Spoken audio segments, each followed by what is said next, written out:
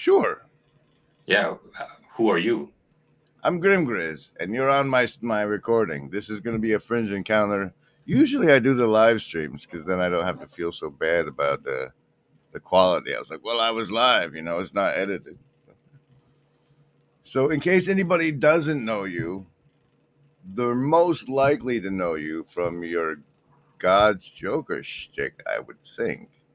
That's Sure. how I became acquainted of you. Um, wh- what? You want me to describe what I'm doing online? No, no, no, no. Why did you start doing it? That's what I want to start. Good question. It's been a long time, man. I mean, wow. Look, I was writing a book and I had this one character, Chauncey Santos. I actually just recorded him, played him this week. But then he kind of split into two, and that was God's Joker and the Platonic Fuel. The whole idea was like this John C. Santos guy. He essentially became like my super self, like a super alter ego. You know, How is that different than Tyler Durden? I don't know what that is. You don't know Fight Club? Oh, Wow. yeah, Fight Club. No, well, it's different because well, the question is, what's an alter ego, right? Well, what does it mean to write in the name of a poetic character? I mean, if you say Tyler Curtin, well, it's the same as what I'm doing, then basically you're saying that any writer who writes in the name of fictional characters is mentally ill. Well, before we go that far, what's the difference between writing in the name of a character and writing dialogue for a character? When you write in the name of a character, you're no longer bound by your own fears and your social conscience. Like the way it happened is actually I started writing in my own name, and then I realized, well, weeks after I would read what I had written, and I couldn't identify with that voice anymore. Reason being that I had overcome myself, and that was my past self, right? So whenever Right. you write, it's like a snapshot of your mind. You record it, and then 2 weeks, 2 months, 2 years later, obviously you're not that person anymore. And it's As amazing what long as that you guy keep said. growing, right? Right. So because I couldn't identify with him anymore, I was playing catch up. I would edit him to make him match my current self, essentially. But that's just not gonna that's never gonna happen. Is that Bec- still what you're writing in your own name? The thing is, once you write yourself down, I think what happens is that you overcome yourself almost by definition. Because, well, I don't know why exactly, but when you write down how you feel and your thoughts about something, and then you edit it and you read it, it feeds back into you, and there's this feedback loop, this Mhm. transformative feedback loop you enter with what you manifest on paper. And I think ultimately, I'm I changed to writing in the name of an alter ego because then I could just write freely without having to think about, well, what do people think if they read me saying this? How do I feel when I read my past self expressing himself this way? And once you take that step, I think what happens, at least that's what happened in my case, is you don't write how you feel or how you think, but the character speaks as he ought to speak. And so for me, what happened was one thing, because much of what I was writing was very very intellectual, very abstract. It's trying to solve certain riddles, certain problems, certain theoretical problems. Well, I could actually play out different answers to questions, which, I wouldn't have gone down that road because I wouldn't have felt comfortable identifying with the guy who pretends to know this or who pretends to think this way. But once you turn off those kind of biases, that kind of emotional identification with the voice on paper, well, the sky's the limit, essentially.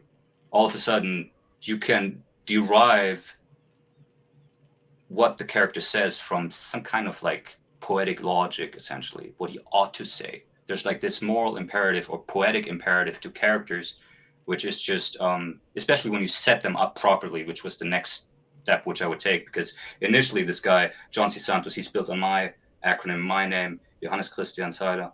And you know, he would become ever more ideal. He wasn't me anymore, really, but once he became like the ultimate, which was just essentially the word, right? So just the idea of, well, the word can fix anything. Well, how does it manifest itself? And that's when I split. Actually, I went through like this stage, I don't know how many months it was, where I couldn't figure out how that voice should, what kind of shape it should take, how it should be embodied. But then I came up with these two antagonistic but complementary characters of essentially something like a childish trickster, a Joker character, and the dictating fatherly philosopher king, philosopher dictator. The whole joke about, you know, the synthesis of Plato and Hitler. You know, yeah. Well, have you actually read his Genesis? No, I'm not. You I should. like to say things that I think, and then have other people tell me the famous and fancy authors that reminds them of. Okay. It's one approach. Yeah, anyway, so that's how come I write the name of characters, and the reason I started to play them was because actually I didn't want to play them. I wanted to see them animated because they were just superheroes to me. You know, like the Platonic Fuel. That was essentially my response to Spider-Man. You know, No, honestly, no, I don't like know. I don't know how that's a response to Spider-Man, but well, Spider-Man is like, I mean, he's a transhumanist. He's a superhero. I grew up with Spider-Man and Star Wars and Harry Potter and Lord of the Rings, but all of them exist in a fictional realm, and they have superpowers which are fictional. They're not real. Well, the Platonic Fuel's superpower is intellect and the will to power, essentially. You know, or the will to truth plus the will to power in one. Obviously, you know, I'm from a different planet or from a different country and from different continents, so I'm dealing with a very different historical background, being German, living in Germany, and all of that. So, to me, you know, there's like this element of paternal redemption. There's the, I mean, you know, the traditional role of the poet is to essentially develop the narrative of your people. So if you want to imitate that, well, why not redeem the German spirit, you know, and give this country a proper Volksheld, which is like, you know, a hero of the people or something like that. And then the Joker, well, he's just like, I mean, he's just a clown, trickster, and so Mercury. you wanted to see it, and so you decided to record it No. yourself. Okay, yeah, exactly. So I wanted to see them animated, but obviously I had no resources and I couldn't do this kind of animation. A friend of mine, he is actually professional. They call them, what he does is post production. So he edits commercial spots and stuff for television, but he can't animate characters, and it just takes too much time. And there was no AI in 2020. But then I stumbled upon the iMovie comic filter. And I was like, wait, what? So basically, I can paint my face or dress as like, you know, the Platonic Führer, and then put a comic filter on top. And then it's basically like having these comic figures, right? And so I played with it, and I never actually wanted to act, you know, it was just out of necessity. Were you married at the time? Not technically. I mean, we've been together for 7 years, but that was during COVID, and we had to cancel our marriage, our wedding twice. So, How was but I she was with about? my now wife and mother of my children. So, Yeah, same relationship, you just technically weren't married yet. yeah, But yeah. I don't know well, what's wrong with her for, you know. yeah, like how did that go? Did you do it and then she like caught you doing it, or did you Nah, we were let her living know? together. What are you talking Did you about? like no? But like she's sitting there watching TV, gets up, goes to get a drink, finds you in the room, like half your face is white, or did you talk about it She was beforehand actually sitting on the couch and giving me instructions for like for makeup like or the whole acting? Joker pantomime thing, you know. She was like reading, oh, now you have to do this, now you have to do that. Funny face, sad face. I don't know, hold up a chainsaw, you know. so She's on so board. she was in on it from the very moment. But she's also, I mean, she's really cool, and she's from Portugal. and she was actually the one who gave me this guy to read, who is Portugal's greatest poet. And this guy, I mean, he's just on a different level. And I don't think the English world knows him very much, or in fact, the non-Portuguese speaking world.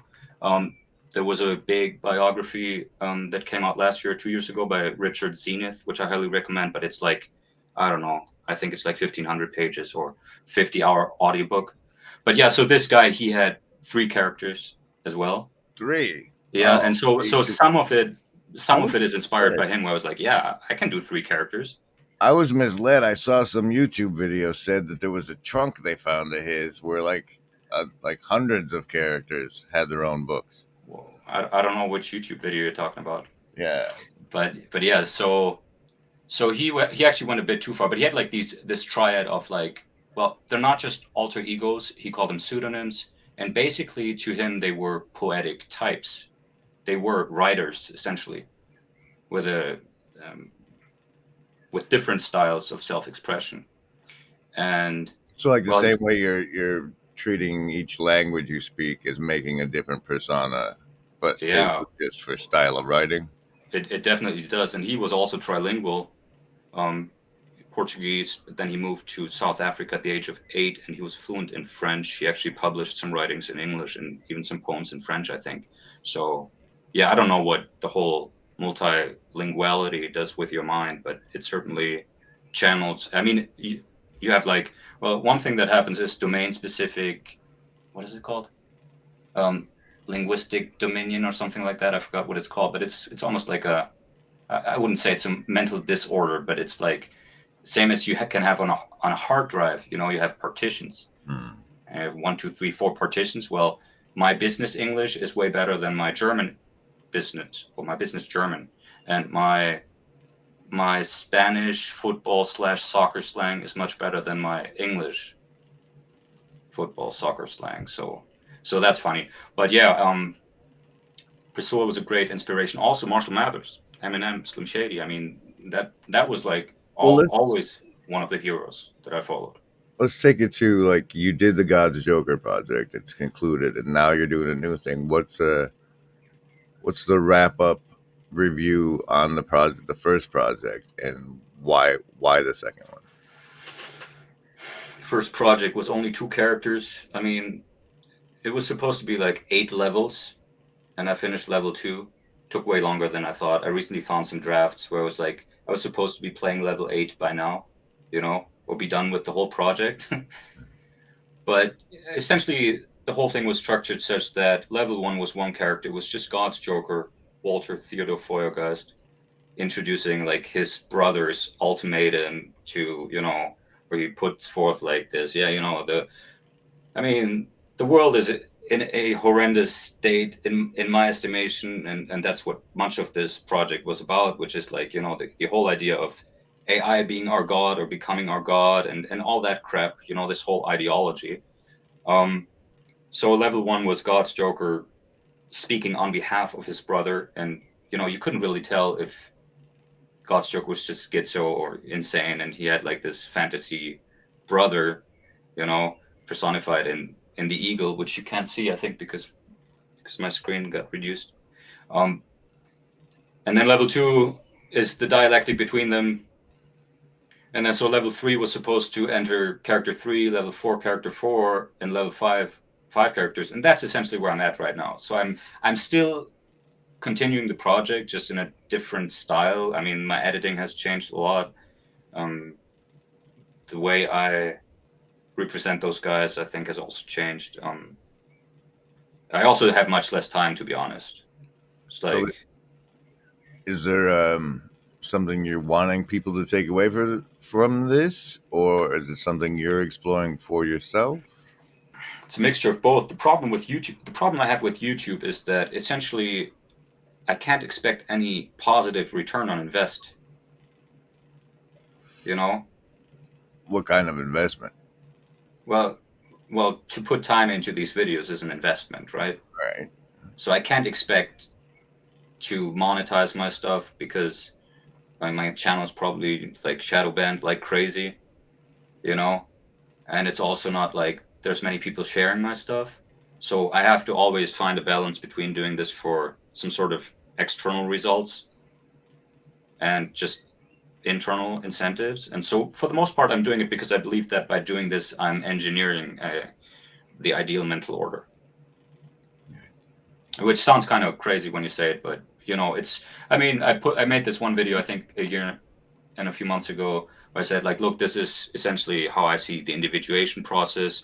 Once you, I firmly believe that reality can be, or the mind, consciousness can be reduced to four elements, and when you personify them in four characters and play them and align them harmonically, just by doing this kind of process, because the process of, it's not just writing. I mean, writing is one thing, but when you enact, when you embody what you have just silently put on paper, when you actually speak for those characters, when you then cut them together, because obviously I I embody one for X amount of time, then I embody another one, then the third, then the fourth, and then I have to join them together when I mean, In you've editing, edited right? videos, Yeah. so that process, that feedback loop, I think it alters you. Like I feel like I've experienced a tremendous upward transformation in, I would say, intellect and, yeah, consciousness. Well, I mean, just the notion of being able to craft the self you want to be and slide into it depending on context. It's like multiple personality disorder as a superpower, Yeah, I would call it multiple personality order, actually. right? Because I experience multiple personality disorder at home because I never know if I should be a father, a husband, or a worker, because it's like all taking place in the same space, you know, with the whole remote work and that kind of thing going on. So I feel like at least in my art, I can, you know, properly order my mind, um, without being constantly disrupted by external forces, aka a 3-year-old.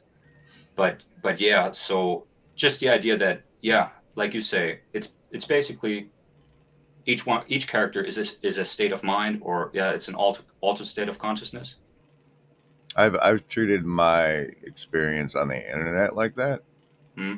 Like the guy who like goes to the grocery store and stuff. That's one chunk, one partition, and then who I am here, where there's no physical consequence. Well, remote physical consequences. Um, that I didn't have to bring any of his baggage with me to this place, Yeah. and so and it's also it's where what I do is essentially I create a virtual place for people to share attention, and I present things and talk about things while I'm doing. But the thing is creating the space for people to see each other and realize the placiness of this and what the power of shared attention is, and that the community I fell in with turned out to be downstream of Jordan Peterson.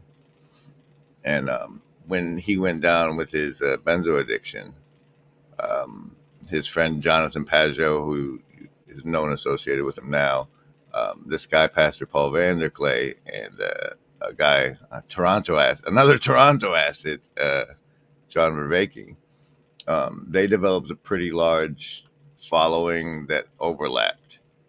Like the people that watched one were more likely to watch at least parts of the other one, and then they started doing crossovers, like in a comic book. And I saw, so for me, seeing the a channel is like a comic book. So it's great that you are making one, sort of, with your first project. And we've had this fascinating turn where John Vervaeke has started talking to Hermes on the side. And as a result of doing this internal family system stuff, which is a new hot therapy Yeah, way I of know all writing. about it actually because our joint friend Nathaniel, he told me all about it. Yeah, and it sounds to me like your project is doing it by yourself, sort of. Um, it like they're not. I don't know. Are they fictional or are they pieces of yourself? Because that would be a differentiation. Well, They are both, because I've given them biographies which strongly separate them from me, which it's in part to like defend myself against ego identification with, like, the reincarnation of Plato and Hitler. You know what I mean? It's like David Donnerstein is a huge character, huge. He was born on April 20th, 1989, so like 4 months before me, which is exactly 100 years after Hitler was born. And somehow he has these spiritual experiences which make him decide that he has to become chancellor in Germany in 2033 in order to make up for the Third Reich and that whole thing. And it's like, like I can step into that and then step out of it and be done with it without any like emotional derangement or like nightmares or anything. But at the same, so he's completely different. At the same time, because I'm a bit of an abstract guy as well, I studied business and economics. I actually have formal education in something rather abstract and non or even anti-poetic. But David Donstein for me is also a mental mode. He is. It's just once you go into this kind of philosopher king state, you turn off your lack of courage, and you turn off any desires beyond fulfilling your mission of redeeming, your forefathers. And that kind of just activates a certain, I would say, ability to think clearly, which I can now do it in my own name. I can do it when I write essays. I do that. But at the time, for me, it wasn't so much about experiencing this spiritual figure, but it was more about the intellect or the kind of rationality which it would unlock for me. And the same with the Joker, who was just, I mean, sometimes it's pure play. The Joker is pure play. There's no goal. And you usually don't set out to create something or to write, or maybe you do, but once you're an adult, and I'm in my 30s, it's like I don't randomly during the day start to play with something and put it together like a child. Do you have children, by the way? No, well, no. I've made some. I don't have As any. far as you know, okay. Similarly, like it was interesting to me that, like, I don't know. I bought David Beck's his biography, the last 5 pages of that thing you sent. It's like just how weird it would be to be that tied to heritage, because being an American bastard, there was like that was the American part was all I knew, and I wasn't tied to any particular history of a people, and so like that contrast and mentally trying to put myself in those shoes are real different. Look, I've lived in the States. I lived 3 years in Michigan, so I know a little bit about Really, how it where in feels. Michigan? Huh? Where We're in in Michigan? Michigan, the Detroit area, Down there. Okay, and I was Kalamazoo. born in Cadillac, so that Okay. odd. But go ahead. Yeah, so I know a little bit about the American culture, and one thing that I notice also right now with this whole return to Christianity among some people and the complete dissolution of any cultural identity among another part of the population, like the difference is that Germany is actually a very deep country with a very deep past. I was just on a vacation last week, and we visited the oldest city in Germany, and it was built before Christ, and it features the oldest Roman bridge in the north of the Alps. And it's like, okay, this city is 2,000 years old. They actually have the Roman version of YouTube. There's a theater, where they had gladiators and that kind of stuff. So I mean, Germany existed before, It before was called like, that. before whatever. I don't even know how far it goes back before the first records, essentially. So it's a very deep culture. Whereas in the States, I always felt like, well, yeah, there were a few people before Christopher Columbus, but those who came were mostly people from this continent: Germans, the Irish, Yeah, but Italian they stole components the of. good stuff. Like the whole form of government was based off of the one the Indians were doing when we got here. I used to fantasize when I was in high school about time traveling back here and like warning them, if you see anybody that looks like this, kill them. Because it seemed to me they kind of had it figured out, man. Like if But they had no YouTube, they did have no YouTube. We just remote viewing. right, right. How much is our electrical simulacrum? Just making up for stuff we should be able to do on our own if we were raised properly and Right. properly attuned, right? Yeah, So, well, I well, actually why believe the that. new project? Say it again. Why the new project? Why the new project? Because I have time right now. No, but like, I was yeah, actually going to cancel it altogether. I was going to cancel YouTube altogether. I actually yeah, had I took all my stuff down sometime in the fall of last year because I just didn't. I was focusing on writing in German, and I'm not writing to screen in German. I don't actually don't feel like it's just too much of a hassle. I mean, for one person, it's too much. If you look at the production time, I mean, you write when I write that's like that should be 80-90% of the work. That's where the work should be perfected, and then there should be 10 or 20% of making it come alive. And you can do that. Most of my work is actually, I mean, you don't need the visuals, it's just speech. yeah. There's no it's a static scene, there's no motion, so you can do it just for Spotify. And so I was writing to audio in German. And I felt like, well, at least this way I can also market it. I can walk around here and be like, hey, do you want to listen to this? Here, QR code or something. I can literally hand out flyers because I'm physically here. I don't actually know whom to market my stuff on YouTube to. And also YouTube doesn't allow me to market it to anybody. I don't know if you've ever clicked on the promotion part. Like the options it gives me is like select the language of your target audience, and that's it. Maybe location, but it's like, man, actually, I want to have a proper mental profile of the kind of people that are out there, and I want to target those essentially.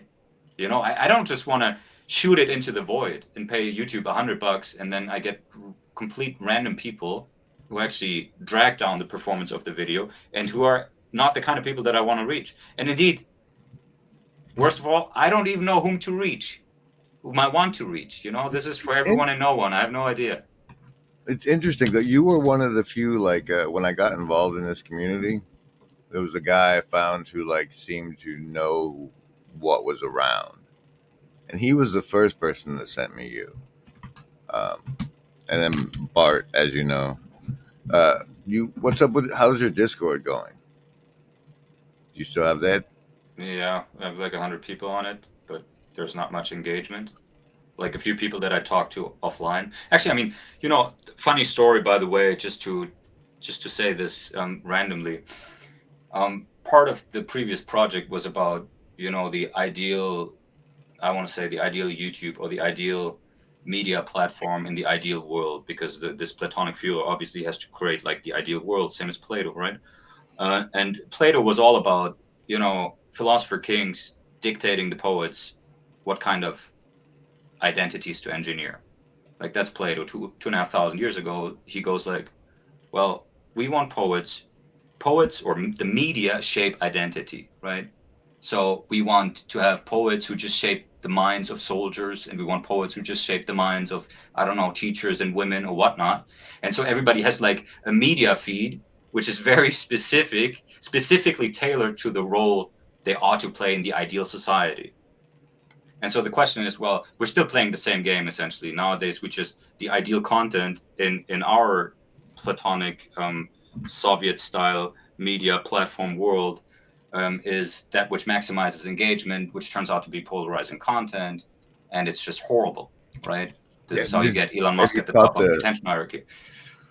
Have you caught the new thing where they figured out that people are seeing different comments?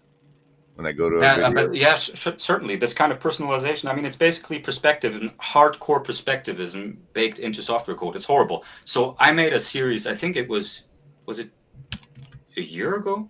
I think a year ago, I had this little side project called Plato playing CEO of Twitter, where I used my Joker and my Platonic Fuel avatars to just dialectically play out how I would reform or how Twitter ideally ought to be reformed.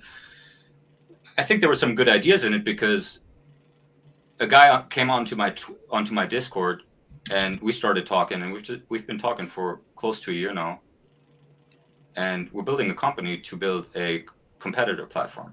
So that's a lot of fun. This is like the outcome of my YouTube project, for which I'm also no longer like aiming for, like a huge audience or anything. But you were once. You thought that. How can you I don't not? know what I thought. I don't know what I was thinking, to be honest. Like, I don't like my old work very much. I'm very critical of it. I'm very self-conscious. I feel like, the writing was maybe decent. The idea was certainly good. The writing was decent, but the production was horrible. I shouldn't say that in case people want to watch it, but it's I can hardly watch it. And sometimes I watch it and I'm like, is this a joke? Like, was I being serious, or was this supposed to be just satire, or the style? It's just crazy, and people tell me that this is like very psycho, but Well, that's also just it's a at least product of using avant-garde. emojis and all of that. It's at least avant-garde. Yeah, Oh look, uh, um, it's in what I found. Well, like when you're talking to me about like all the work and how it should have just been the writing. Like what I've found is that there are a lot of people who want like who are into the next level of engagement, and that is like the co-creation of stuff. Like I wouldn't be surprised if 4 to 8 years from now somebody like redoes your God's Joker stuff as an animation. Um, there's just so many of us, and I think that's for me. That's the thing about what using this for the platform and everything is about finding the others. Like you don't know your target demographic, but it's the people who also see what you're seeing and don't know what to do about it, or or want or think they know what to do about it. But it's us finding each other and starting weird things, weird collaborations like the company you just yeah, mentioned. yeah. That's the gain of that's the real the network is the payoff. The Absolutely. the Look, this is what I learned actually, the hard way, but I feel like this whole, like, the next step in mythology. We went through 2,000 years of deifying a singular person, the individual. But I think, the most popular sport in the world is football, not American football, which should be called hand egg, because you're not even playing with a ball and you don't touch it with your feet, but you know what I mean. So soccer, football, that's the most popular universal sport. Why? Because it's teams.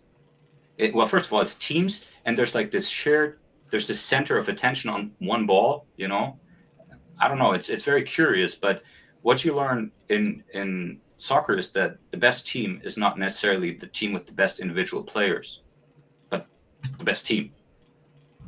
And I that's watched that whole that. Ted Lasso thing, Yeah, man. Ted Lasso, I think, and by the way, Theodore, lover of God.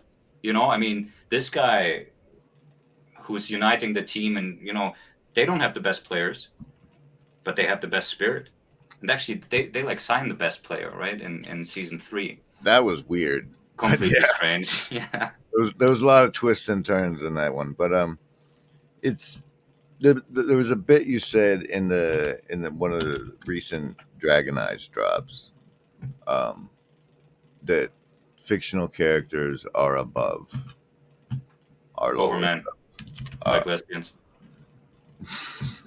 but it's that's it's the archetypes, right? Yeah, they are archetypes. Yeah, that's the whole point. Look, John is the ideal man. obviously I should be oriented towards the ideal man. The ideal man has two sides. He's a child and he's a father, at least in my case, because I have kids, right? One and one in the making, baking in the oven. Um, but yeah, so I have to be. I Germans aren't mean, allowed to make oven jokes, man. What the fuck? yeah. Sorry, I used to do No, that in the no, but office. that it exists. That was there for me to embody and say is, I don't know, one of the exploration of the Donnerstein character is the existence of that phrase, and that I said it is the like the root of that character's existence, and he's just, I don't know, that that the whole concept is still, It's really dark, man. It's it's really foreign. dark. It's foreign, but Yeah, it, humanity is fucking dark. I was very a dark. truther before I got involved in this stuff. You were So what? a truther? A truther?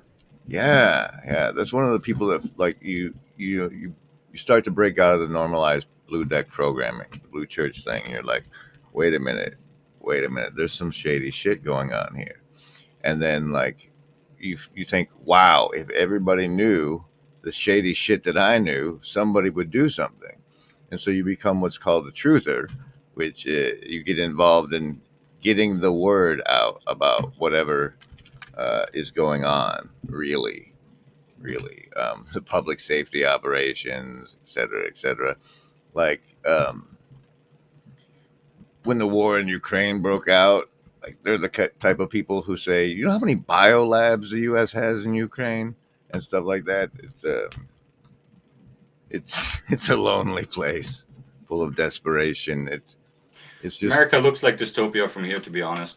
It looks like a sci-fi movie. it is, it is.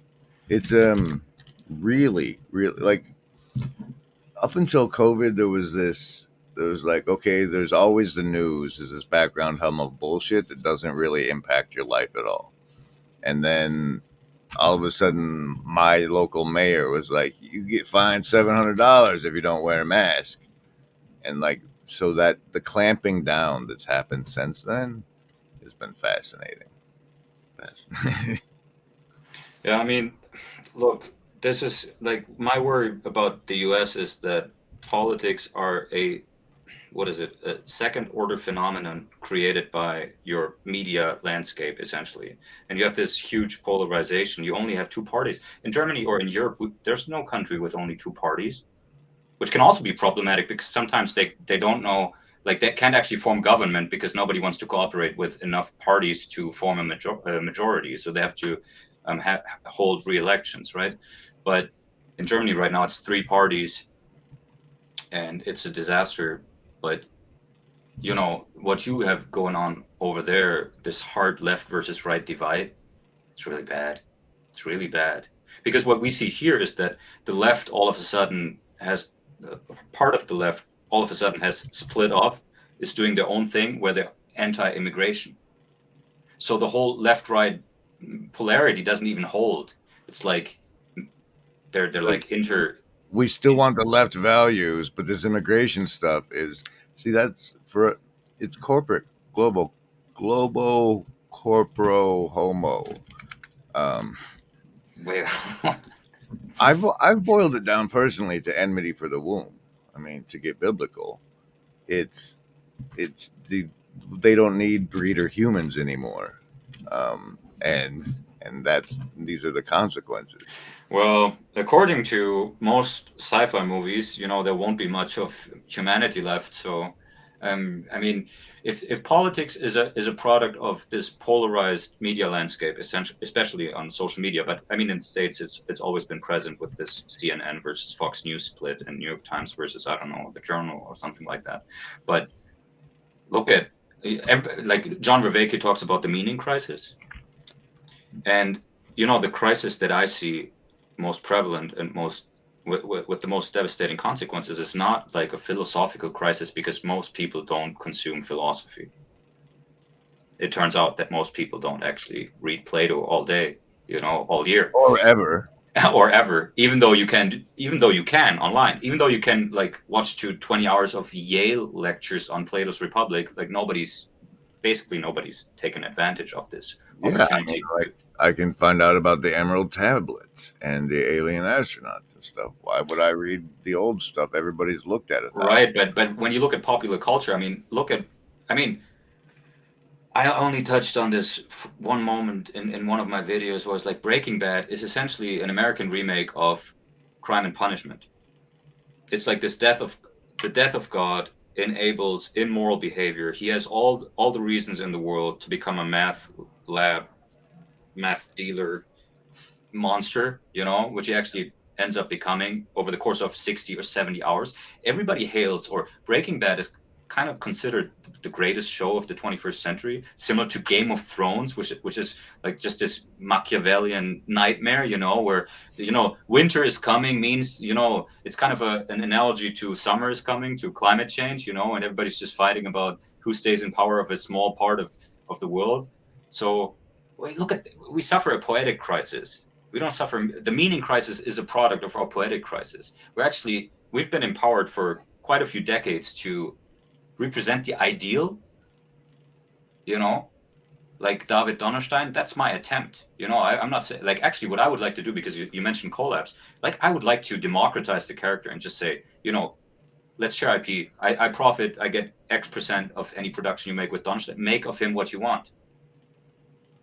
I want to see 10 different productions, and then that would actually be the ideal poetic process. Would not be one person defining how the ideal looks like, but a lot of people. I mean, that's the biblical process. That's how the Greek pantheon came about. It was this poetic amalgamation process, right? Reincorporating old god figures into new ones. This kind of synthetic, collective poetic process gave us the greatest god figures so far. And then we were not allowed to do anything like that for millennia.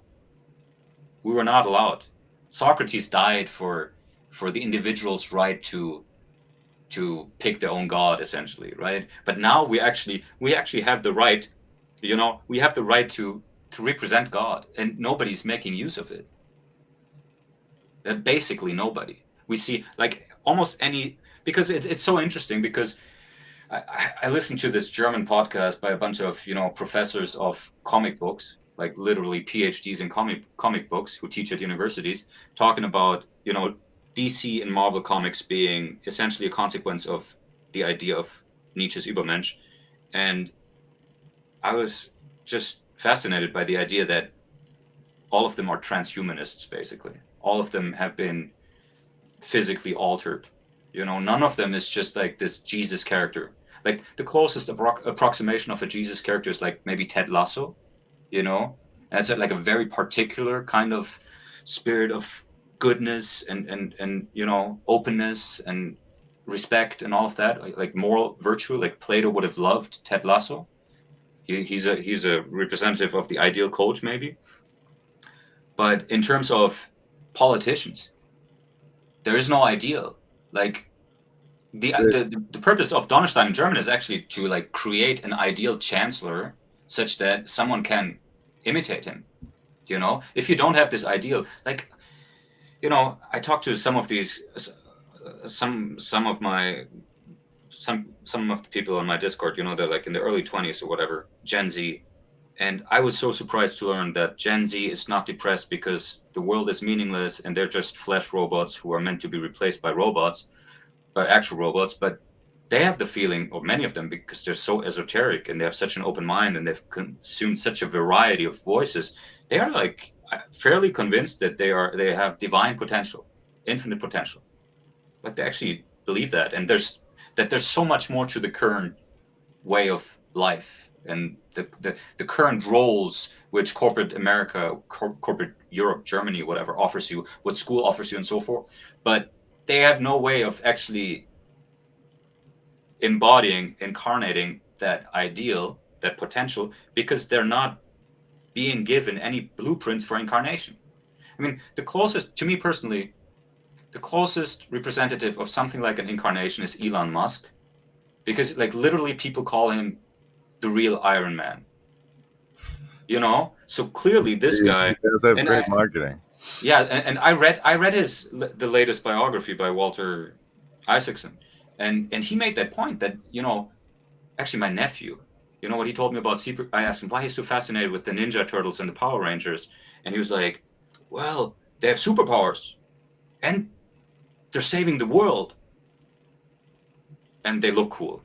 Those were the three things. But like they have superpowers and they're saving the world. Well, it turns out the only superpower that people are conscious of is engineering, essentially. Hmm. But even in that realm, there's no engineering. There's no. I mean, Neo. He's a programmer in the Matrix, and But that's you can't really imitate Neo. You know, like But I there's no think, ideal programmer that you can incarnate. There's no ideal content creator you can incarnate. It's like YouTube. You can do anything you want on YouTube. Anything. What are you supposed to do? Well, you have no role model. So, I mean, you're just going to follow the herd or do what gets you clicks or do your crazy thing which nobody can relate to because it's too psycho, schizo, whatever, or comes across as such. But you know what I mean? It's like we have a poetic crisis. We have no role models in no space whatsoever. In none. The only role models are like driving Lamborghinis and they're hanging out with a lot of basically prostitutes in a swimming pool and spraying each other with champagne. That's what you see in music videos and rap videos. Golden chains. well, see, I think you you're just ahead of yourself, as most visionaries are. But it's like you said at the front that Plato said we need to do that. We need to cast the artist cast the archetypes for presentation. And now, and like one of the favorite Peterson clips I have is we're all a TV station now. And Mm, so what you've done is what's going to happen is the idealized profilicity, perhaps. mm-hmm. Yeah, that's it. That's it. I did want to say that is that the goal of the Dragon Eyes thing because you said it was your response. I called it poeticity. Yeah. I hate the profile. I've always hated it. Look, one thing, one thing I think my followers especially should know about me because I'm horrible at communicating online, I think. But I've never had social media actually. I tried Facebook in '08 or '09 and I just thought it was shit. I stuck I mean, honestly, I thought it was shit. And I still think it's shit. And I didn't have a smartphone till I was 24, partly because, I mean, when the iPhone came out in '08, I was 19. And then it was still expensive and I didn't really see a need. I got an iPhone when I moved to the US when I in 2013. And because I needed it, I needed the GPS, I needed Google Maps, and then also online banking and all that stuff. So basically for existential needs, not for freaking Instagram or TikTok, which Yeah, you is can't go anywhere ultimately without your leash now. So exactly. So you need it now. But so if you grow up without, I mean, to me, social media has always been like this. You create a fake image of yourself. You only capture a moment where you look perfect as a family, as a couple, as friends, as yourself, posing in front of a building or a landscape. But in reality, like your internal content may be very negative, but you're like projecting this positive image into this virtual womb. I thought that was just. I mean, I couldn't do it. I still can't. I have a hard we're time we're doing at it. an interesting phase though because now the AI is going to be better at projecting that bullshit, and I love that. people are Yeah. gonna crave the real. I hope The for that, especially when it comes to girls. I'm a big follower. I'm a big fan of Jonathan Haidt. I think he's the ideal public intellectual. Actually, I think he's great. He's fantastic, and he's doing a lot of research on teenage depression among girls because of Instagram and what it does. I mean, personally, I see so many deranged faces. Like, what's going on with all these lips? Why are they inflating? Well, it's because you're scrolling through this Insta or TikTok feed, and because your mind only has milliseconds to stop the scrolling, it when will it sees a only pucker react to anus, like yeah. I mean, the geometry is being overemphasized. So like huge eyes and like this is how those girls look like, and because that's what's getting you views, or that's what the Snapchat filter superimposed onto your face. Well, then you want to become it. Then you want to look like that for real. And so they all get surgery. So essentially, like Instagram and TikTok, they're like cybernetically engineering facial disfiguration. Because I mean, when I watch American, you can't watch any American production without fake lips anymore. You can't. Like, it's impossible. There's always, like, some of these beautiful actresses, they have been so completely destroyed. I mean, it breaks my heart. And I always have this uncanny thing, the uncanny feeling, Yeah, like well, with robots, their faces is in the their face takes you to the uncanny valley now. Exactly. So that's like just killing me. And yeah, so I hope that with AI, I mean, if beauty is geometry, clearly, and I've seen some, That I that's saw not this one beauty, man. influencer from That's Barcelona. She's beautiful. She's perfect. I mean, she's very beautiful, and she's an AI generated female. And so I hope that AI generated females can outcompete renormalized human. can outcompete normal human beings for views, such that the emphasis has to be placed on internal content, on who you actually are, what you are on the inside. But of course, for that we would need a revolution in, well, basically social media. You know, really, I first of all, I love that you point out Mueller's in China. I appreciate that. That's who I am. Second, the I don't like the sincerity take. I think that whatever sincerity is, it's not that. But but what you're talking about would be more a return to sincerity. I'm actually in correspondence with him, and I just, because I want to start a I want to talk to a few people, so I asked him onto my hypothetical future podcast, and already submitted a few questions to him. One thing with the sincerity thing, like when I made this video on him, basically, or his theory, what I realized was that, yeah, where's the spirit of sincerity? Because if you, when I speak in front of a camera, you can say, like, that's my profile self right now, and I'm here in this spirit of what, of a like, what kind of professional role am I identifying with? Like, that's the whole idea, right? Sincerity, for those who haven't followed Professor Muller from Carefree Wandering, by the way, I think is the world's most influential German philosopher with 70 or 80,000 followers. So he divides, with his colleague and based on previous work by some other identity philosopher, he divides identity in three categories: sincerity, authenticity, and propheticity. Sincerity is essentially your traditional role in society. I think it's like your profession. It's like in Plato, you're a soldier. That's who you are. You know what I mean? Or actually, his last name is Miller in German, so he would have been a Miller. My last name, Sila, is Roper. So that's also like a denomination of, essentially, that would have been my role a few hundred years ago. Well, I like Would the have, categorization, but calling it sincerity yeah, doesn't seem that's right. based on a previous philosopher. I hate that. Well, I don't hate that word, but I don't find it very aesthetic. Because like when I want to be sincere, it's outside of the roles. It's the me that's writing in Yeah, the journal when it's just me. It's more authentic than authentic somehow. it's Like more from it's truthfulness, right? Is what you associate it with, and it, honesty. more like a humility Mm. comes along with when you're being sincere. You're like, this is what I have. This is it. I don't know what it means for any of the context, but this is what's really there. And so when the role based sincerity, it doesn't jive right. But Yeah, that's like right now, category who are you right now? exactly. Yeah. So are you here in? Are you identifying with the host of a YouTube podcast, or are you just identifying with? I mean, that's also very fascinating, because authenticity is also considered to be that which you are when you are in the same space with no one but your soulmate. You know, or that which you are in relationship to your soulmate. Like me I, playing God's Joko in front of my wife. You know what I mean? It's the project way I'm of going her. to answer that is going to be it's convoluted, but it's. If you never saw it, one of the major programmings I experienced was the phenomenon of Lost, the television show. Yeah, I didn't watch that. and they're in the sixth season or so.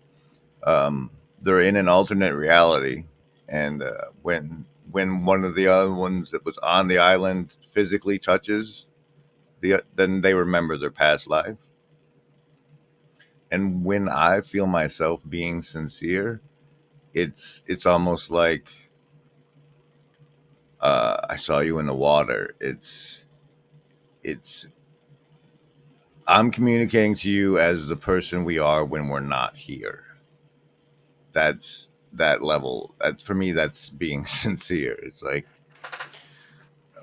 whatever context we have, whatever that's. I don't know. For me, that's sincerity. It's like outside of life. Like I know I'm me and I'm this guy and I'm doing this thing right now, but You we're mean really outside of your particularity, right? It's yeah, like a outside of universe. Yeah. So this is actually that's very interesting because that's one of the questions I wanted to ask him. Because when I make some of these videos where I speak as myself to completely unknown people, by definition, I'm speaking to a hypothetically global audience, to everybody, right? Like in theory, anybody could click on it. I right, don't know if you're what sex, what gender, what nationality, what age. Like I don't know. So don't I automatically address a universal self? And by doing so, does the knowledge or the unconscious intuition that I'm addressing everybody, the universe, does that also frame my speech such that it becomes frameless, such that it reveals the universal me to the hypothetically universal to the universe, you know? I mean, it's not like when we speak right now, I'm framing my speech, my expression to you because I assume that because I see your face. So I get emotional reactions for one. But I also know that you're located in the States and you told me a bunch of things about what you've been doing and what kind of network you're located in. So I can assume, well, you watched Ted Lasso, so I can now use more Ted Lasso references. But when you talk to a universal self, well, you have to be very universal in your expression by definition. mm, You can't use local analogies or metaphors or much data if you want to address a universal self. And I think many people do that. So in some sense, I think this talking to a camera is like to a non-person. Um, I feel like it triggers, it motivates a confessional form of self-expression. well, there's another angle I look at it is like you'll see people on social media complaining about their dating life, and Mm, this place that our minds and our attention exists in that's not the physical reality. That's because it's like when we're alone, sort of. Right? mhm, When I'm watching your videos, it's like you're in the room with me, sort of. Um, but nobody, no, none of the outside influences are on my mental state. It's as the same as when I'm alone, and that's creating this. I don't know, maybe it's just a hive mind. Easy way to think of it, but it's like it's like you're saying things about your potential like parent co-parent of your children to a secret set of friends that will never know you. it's weird. Yeah. But I will say How also much do you want to filter your speech? Yeah, that's another question. I think it's a very slippery slope because in some sense, like, you know, I don't have any pictures of my son on that shelf. right. And my wife in part was like, no, don't show any pictures of our son. He's right there. Um, just because, it's the internet. It's But at the everybody. same, yeah, exactly. But at the same time, ironically, and this is the fun thing or the irony of the sincerity and authenticity and prophelicity thing. Ironically, people want or are looking for authenticity on YouTube. They want you to be authentic. They want you to be relatable. They don't want you to be fake. So in a way, you're fake on Instagram and on TikTok and Facebook and I don't know where else, but and on LinkedIn, that's for sure. That's complete fake. I mean, that's just it's insane what people post, But But here you're trying to be as personal and you're trying to share as much as possible because that's what we do. I mean, right now, you and I, we're doing that. And this is like the other thing, like you're almost like treating the other person as the ideal self, or like there was the universal self was also embodied in you. You know what I mean? It's like we're almost treating each other like we were both Christ or something like that. Well, And we really were just in the spirit of trying to collaborate and help each other. it's there's part where you said that you had to be universal to address. Um, I you don't if you have any at all faith that who's supposed to hear you will hear you. Like that the way it plays out will be such that uh, those with eyes to hear and ears to see will find you. The finding the others thing will happen. Then you don't have to worry about how broadly accessible what you're saying is. I mean, like the fact that we talked about Ted Lasso will make this conversation way more useful to anybody who also catches the reference. And I don't know, maybe less useful to people who don't, but the value that it's worth it. It's worth it to not be universal, I think. We should make Apple TV our sponsor. If I could make people my We're the sponsor, faces of Apple TV. we could be.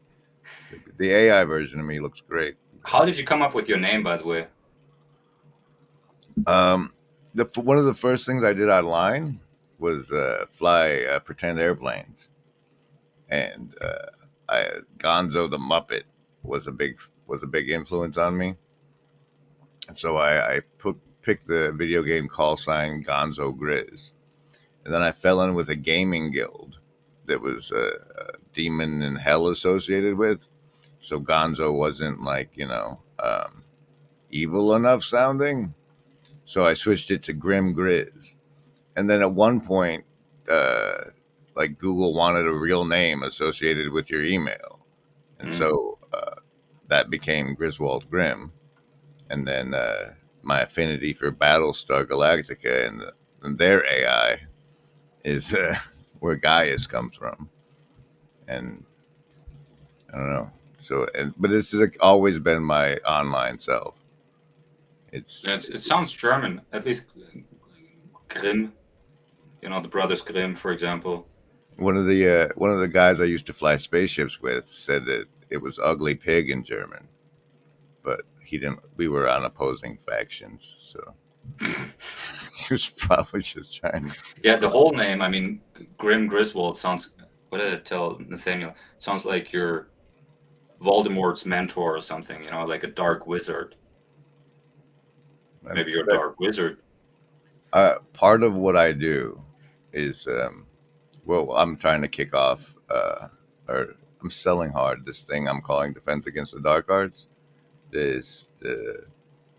Wait, surprise! You've been born in an information war. There's all sorts of mind control and persuasion, like how bad social media is, the stuff we can see it doing to kids, like that. Those are the dark arts, and we're in a room of requirement situation, and that's that. Now that we can do this, be the ideals, and we're all television networks and stuff. That's where we can cue people in to what's what they're in, what they didn't realize they were into already. Like some people are on YouTube and don't realize it's an attention farm, and those kind of things. And so, being that I come across as a dark wizard, and the whole notion that hey, there's dark wizards on YouTube, it serves that goal. So I'm Nice. okay. By the way, I was going to ask you because I saw some of your stuff, and at one point you mentioned your Discord where you give people emojis representative of some kind of virtual currency, and you want to reward them for whatever they contribute now with future revenue streams. Well, if I had the right friends in the system, then like people appreciating what you put on the Discord would, I tend to like whatever revenue stream, either from like say the YouTube subscriptions or whatever one revenue stream, I want to kick into that to fund like to make those have value, so Mm. that if and then I don't know, it's because there's a lot of poor people Yeah, and but also for your growth strategy, I mean, it's interesting how you don't have many tools at your disposal to grow your channel. I mean, hypothetically, I've been thinking about this for a long time, in part because we're building this media platform, but also regarding my content, because imagine you could invest into YouTube channels, like buying stocks, right? Like, why would you bet on my channel? Well, the reason you would bet on my channel is because I hold intellectual property. I have original characters. Like, in some sense, the value of David Donnerstein is just a function of attention. If I grew my channel to 1 million subscribers, I mean, it would be probably very easy to sell a screenplay to some kind of production company, right? right. And so, if you could benefit from I mean, if you could buy a stock in my YouTube channel, I'm figuring out the legal path to doing this, which is you found a company which holds your intellectual property, and then you give away what you it wouldn't be a publicly traded company because that's too expensive, but you can do by means of tokens. There's actually a way of tokenizing shares in private property by now already, which is on the blockchain. It works, at least in Germany. It wouldn't be accessible to Americans, but at least within Europe, I could do it. But hypothetically, imagine there's no friction and the attention market exists. Well, which YouTube channel would you bet on?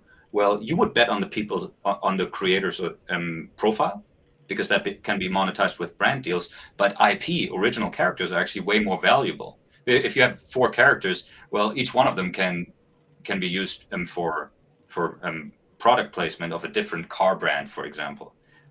Like Grimm would only be driving Cadillacs, but my Donnerstein, he would be driving Mercedes, and the Joker would be driving a Porsche, and I would be driving a cheap VW. But you see what I'm saying? But then also I'm wary. I'm wary of it from that angle because, like, if the bet isn't whether or not the channel is still going, because, like, if you make it so, like, if the metrics of success are financial that you're betting on, then you're just going to get more of the same. no, Like, but that's what I was thinking. You would say, okay, yeah. So why wouldn't everybody just bet on Mr. Beast, right? Like he should be the number one. He already has 300 something million subscribers, and he has. But the question is, would his company hold his chocolate bars and his burger franchise, or would it not? Or would you just receive a part of the revenue advertisement, um, right? But with original characters, I mean, hypothetically, there could be David Donnerstein could be something like Spider-Man, hypothetically, and then you have the box office, then you have merchandise, then you have all sorts of potential income, right? Think about Jordan Peterson, for example. Um, yeah, so what happened with him was he blew up and then he disappeared. At least some of his stuff disappeared behind a paywall. mm, So it's very ironic that the people who made him big by following him and by retweeting and sharing his stuff, which is how you grow. Ultimately, it's through people as much as through the algorithm. right. What They he actually, his smart play was letting everybody and their mother make clips of his shit yeah, and not clamping down on the yeah, but copyright. but they didn't get anything for that work. You know what I Some of mean? they did. They did. A lot of From channels ads. got, yeah, a lot of Oh, channels were successful YouTube yeah, from channels. ads. But then if you were to disappear, you know what I mean? Like they're just dead. They depend on him existing forever. They don't have a stake in whatever he's doing. They can never stop. Essentially, Right, right. they can't stop clipping unless their clips are the best, which will be replayed forever. But that's not how YouTube works. YouTube does not work. You don't just put in a database for a few years, a database of content, and then it's being distributed ad infinitum. I don't think that's how it works. I'm just saying that the what a person was betting on would have to be, otherwise you're just going to be serving the algorithm with it. Like a good bet is what the algorithm will like, and that won't get us anywhere. Unless you change the algo. What you want is a universal attention hierarchy. That's what you want. That's the antidote to perspectivism, to subjective media diets, is to have some sort of, like, essentially, like, you won't know because you're located in America and you play different games for some reason, which is completely crazy to me. When I was first in the States, I saw this game. It was University of Michigan playing Notre Dame. It's like the first college game, football game, and it struck me as Quidditch. It was like this completely foreign thing. Whereas over here, did you know that, for example, the Champions League in European football has 3 times the audience of the Super Bowl? Like American sports, they don't get any global attention essentially compared to soccer. And That's we have true. the That's true. we have But the Euro Cup coming up. I think next week actually here in Germany. Germany's hosting it, so that's 24 nations. I think maybe they upped it to 32. No, I think it's 24. Anyhow, that's a shared focus of attention, and it's like this whole, like, different nationalities, different cultures come together. It's this very strange kind of quasi-religious party which goes on for a month. And other than that, other than sports, the only shared focus of attention that we have is TV shows. So this is how we can connect right, through Ted Lasso. Hollywood. Yeah, Yeah, but we should have something platonic, right? Like that was the idea because I had this dialogue about the poetic algorithm, and the idea was, well, what do you want to have at the top of everyone's attention in the media? Well, that which unites everyone. What is it? Well, the archetypes which make up the human mind. And then you could make that, obviously that would be subjective for each country. Each country could have a country spirit, a national spirit embodied in like 3, 4, 5 different characters. You would have to turn this into a game. This is to me like the inevitable or logical end game, is to transcend, Christ as just a singular representative of the individual, and reintegrate the polytheistic people network which we all embody, like the thing which you mentioned, like this family therapy, where yeah. people think that you're not one person. And we've been thinking that for 120, 30 years, that we're not just one person. There's not one CEO, inside, but there's multiple characters. Inside Out, that was a very popular movie. I like that Um, one a lot. yeah. So it's a society of mind or an internal family. Clearly, you embody multiple parts. Sometimes you say, "Well, I only said that because I was hangry." Like there was part of you speaking for you, whose voice, whose speech was at odds with who you are, and then you just mess it up with your partner or whatever because of being hungry. So, I mean, when you look at the political landscape in the US, because I think most of your audience is probably American, you could see that there are different spirits at work, right? You have to personify them. And then you see how the country actually looks like. Instead of having half of the population watching the Democrats being demonized and the other half the opposite, right? It's completely insane, that kind of media setup over there. It's just bread and circuses, but that's the football too. But It's it's bad bread and circus.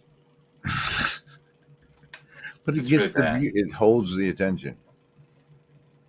But things is, I don't know. It's dark. The what you said about Gen Z gives me a lot of hope, though, because I think they do have that divine potential, and I think that rather than being personified in one person, Christ personified in everyone is the ideal.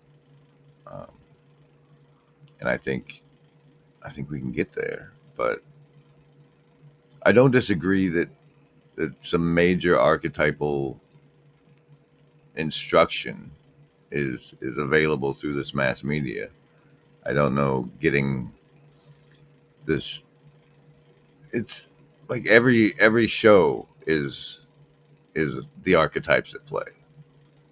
But All on a the very low level, and within a very, the problem with shows is one of the biggest problems that I have with current media productions, any show basically, is that the time frame is too short. They don't. I mean, Ted Lasso is like 3 seasons in England, Richmond FC playing football. I mean, within a very, very, very tight, small social network.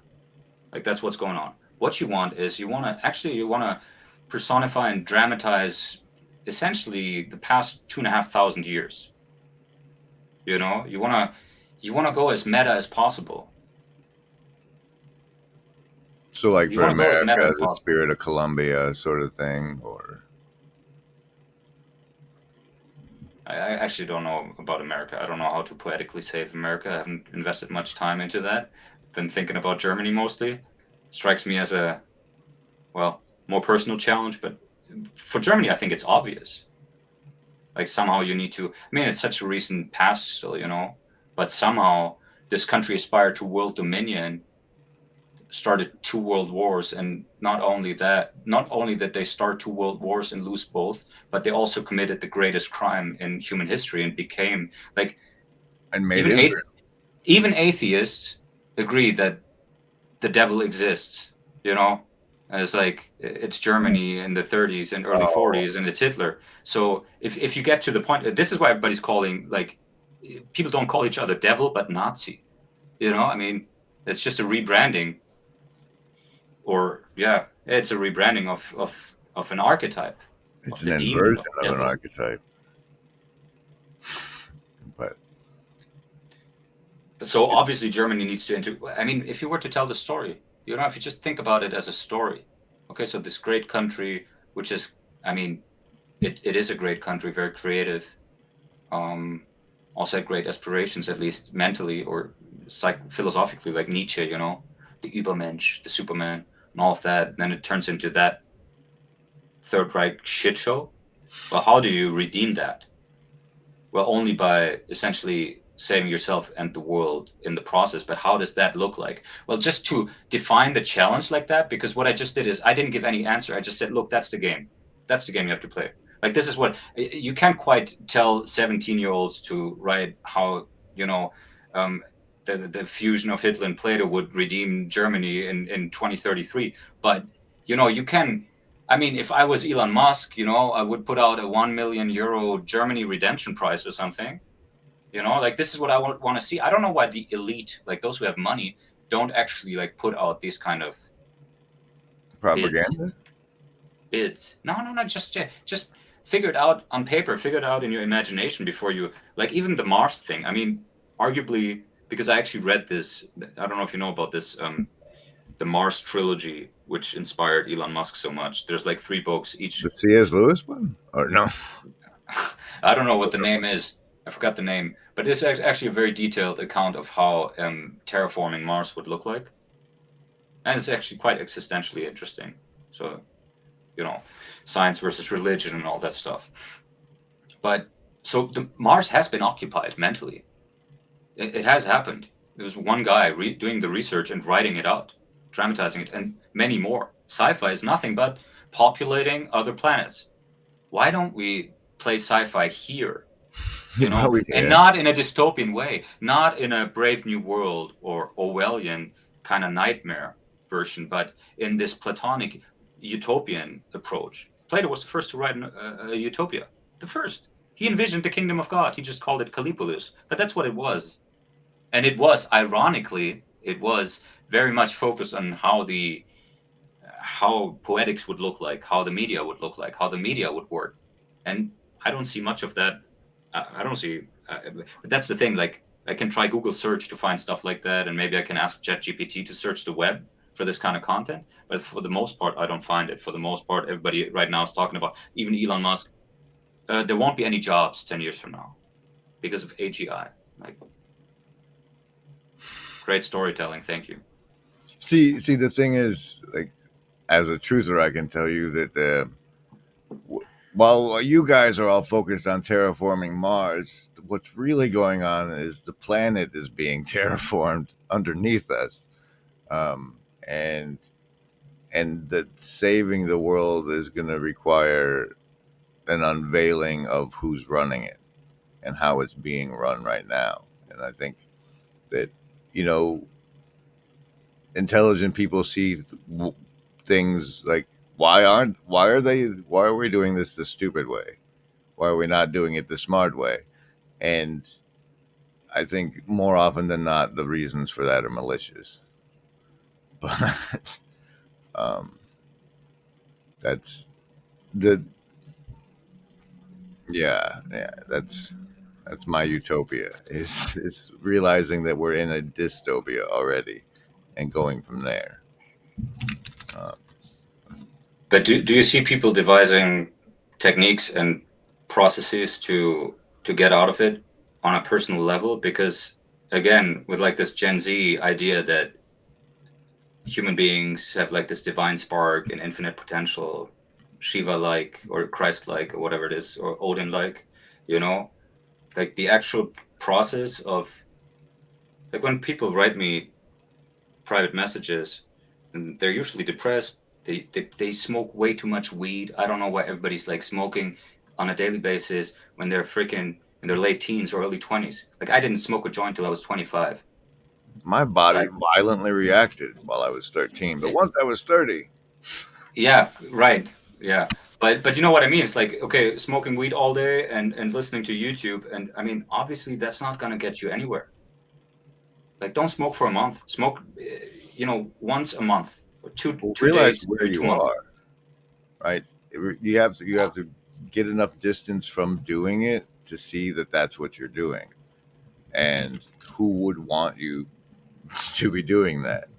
Like like people have problems with porn addiction, and Mm. I think the clear solution for that is realize it's a weapon that's being used against you and your people to make you a squirt boy. It's not you have a problem with porn addiction. You've been hit with a weapon of mind control that's taps into primal physiological bullshit, supernormal stimuli. That Mm. and I don't know. That's my take on. And it makes their imagination suffer because they no longer imagine having sex with beautiful women, but Right. instead they watch them and they don't develop this power of imagination. Actually, we should market it like you should market getting off of porn as a way of training your mental faculty of imagination. Yeah. Like Right. just do it in the darkness, Look, old school. man. We're telling you to quit watching porn. We're not telling you to quit being a squirt boy. We're not telling you to quit yanking it. Just use your imagination, right? If you can't dream up a beautiful woman to think of in your head, then you probably don't deserve that squirt. So, Yeah, yeah, and perhaps this is we're going in a strange direction, but I sometimes like to do this with my characters as well, where I just compound these completely ridiculous language games. So actually, like what you should do if you're like alone and all you got is porn, you should actually imagine the girl that a real girl that you want to sleep with, and then devise a strategy to actually get close to her to make it real. You know what I mean? but if I really do it, then I might have consequences. Yeah, yeah. There's it's a mess. It's a mess, and we've been there are people that benefit from our minds being this much of a mess. Right. This is why I'm telling people just write. You have to write. Like this is the only antidote that I can preach because I've been practicing it myself for years. Because nothing else. I mean, like what else are you gonna do? You know, some people think that just the passive consumption of information is gonna help. I think that's completely backwards. I don't think you need more external input. I think you need more internal output. You need to put yourself on paper and engage, enter into a feedback loop with that. I mean, you know, what I do may be a bit hardcore with like multiple characters and all, but that's just, I think that's like the natural progression because even Nietzsche, there's so many people who love Nietzsche, but then I always wonder, well, do you imitate him? Do you write? Or do you love Plato? Well, do you write dialogues? Because his message was like, well, write dialogues, just write about it. Do you think he had it all figured out prior to writing those? No, no, no. It's the process which matters. And the same with Nietzsche. And Nietzsche eventually, transcends himself and writes in the name of Zarathustra, right? So I think this is what I always tell him, but um, the, because the usual self-help strategy is like write down your dreams, and I'm like, yeah, which dreams? My childhood dreams when I was completely, when I was a kid, or the dreams put into my mind by the media and society, Or what right? am I I mean, doing now? and if you actually believe that you have infinite potential, well, how does the realization When's that of that start? infinity look like? All Well, you right. have to figure it out. You can't ask anybody else because they're just going to give you their image, their understanding, their vision of how infinity should be embodied. You have to figure it out yourself in a dialogue with the manifestation of the will to infinity on paper. This is what I would say. The manifestation of the will to infinity. Put it on paper, because otherwise you'll forget it. That's good. Well, it's the externalization of memory. Like, I think internal dialogue or monologue is highly overvalued because you can't go as deep. Look, I like to think, and I like to think when I'm on the road, especially. That's where I do some decent thinking. Uh, when I'm in motion, but basically, right? But the best thinking is always going to be on paper because you can in a circular fashion. You can reintegrate things you started out with, which usually I did this experiment on myself where I would just record myself talking to the camera, basically like a diary, on a daily basis for half an hour or a whole hour, and I would rewatch some of it, and I was like, man, my train of thought completely deteriorates. I mean, I lose I lose it. I just I fall into the trap of my mind's maze, and there's no verticality. I don't reach higher planes of self recognition. But And I think that's true. I think that's what happens when you don't write, especially so, when you don't write over the course of a long time, or where you if you like never, multi-layer yourself. You place layer over layer over layer over layer over time. if you're not engaged in a process of self-reflective recursion, preferably through writing, you, I don't know.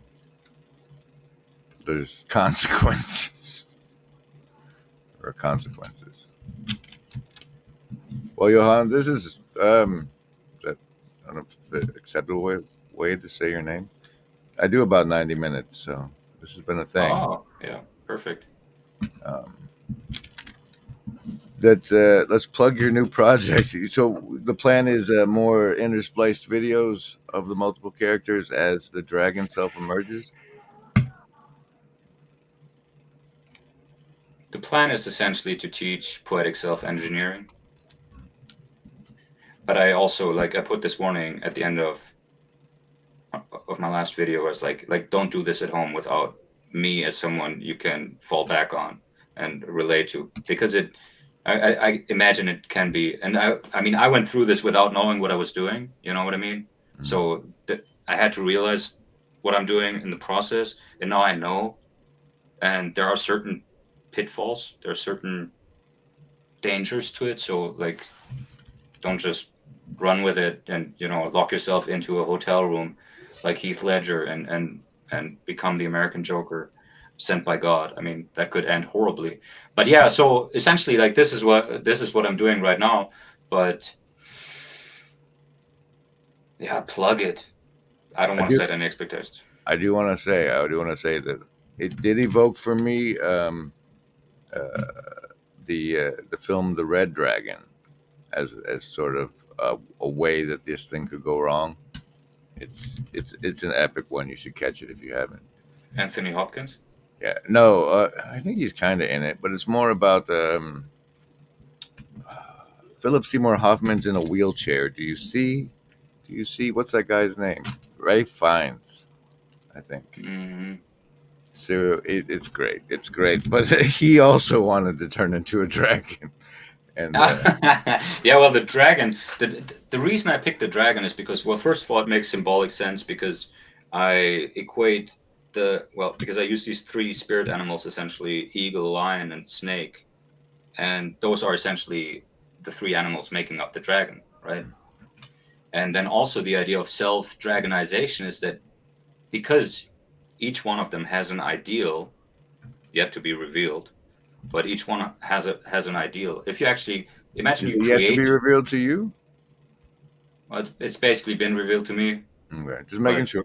yeah, I'm not sure that I wanna speak it into existence yet because it's like No, no, I'm no. But still wrestling with it. But yeah, basically, if you create your own fictional ideal, that fictional ideal, even if it's not a fictional ideal, even if you take Plato as your mentor, even if you said, like, because in the video I say, it's a product of imitation, and I mean I have this pantheon of influences, which is basically Plato, Nietzsche, Pessoa, and Eminem, and so each one of them has actually an ideal. Plato had the philosopher king, Nietzsche had the Superman, Pessoa had the super poet, and Eminem has the rap god, right? So it would be crazy to embody all four. I think that's impossible. But imagine you were a hardcore Platonist.